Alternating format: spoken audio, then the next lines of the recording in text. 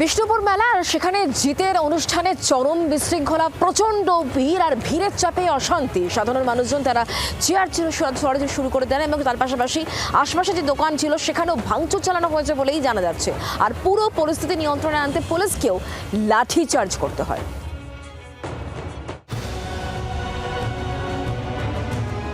চারিদিকে ছড়িয়ে ছিটিয়ে ভাঙা চেয়ার, ভেঙে পড়ে রয়েছে বাঁশের ব্যারিকেড, জায়গায় জায়গায় জুতোর স্তূপ। দেখে বোঝার উপায় নেই এটাই বিষ্ণুপুর মেলা প্রাঙ্গণ।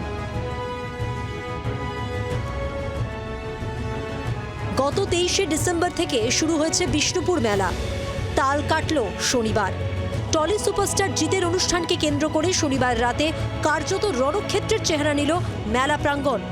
জানা গিয়েছে মেলা প্রাঙ্গণের যদুভট্ট মঞ্চে জিতের অনুষ্ঠানের আয়োজন করা হয়। তাকে দেখতে বাঁকুড়া জেলার বিভিন্ন প্রান্ত থেকে কাতারে কাতারে মানুষ ভিড় জমান মঞ্চের সামনে। আর সেই ভিড় সামাল দিতেই কার্যত হিমশিম খায় পুলিশ। হঠাৎ করেই শুরু হয়ে যায় ধাক্কাধাক্কি। মঞ্চের সামনে থাকা ব্যারিকেড ভেঙে ফেলে উত্তেজিত জনতা। ভেঙে ফেলা হয় শয় শয় চেয়ার, ছিঁড়ে ফেলা হয় মঞ্চের সামনে থাকা একাধিক ব্যানার ও ফ্লেক্স। ভাঙচুর চালানো হয় আশেপাশের বেশ কয়েকটি দোকানেও। অশান্তির সুযোগ নিয়ে বেশ কয়েকটি দোকানে লুটপাট চালানো হয় বলেও অভিযোগ।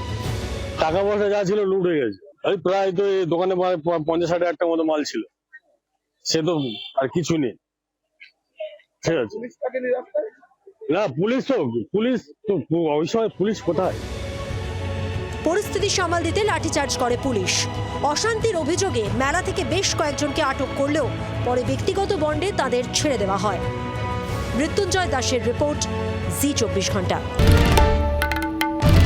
বাংলার আওয়াজ, বাঙালির আবেগ, জি 24 ঘন্টা।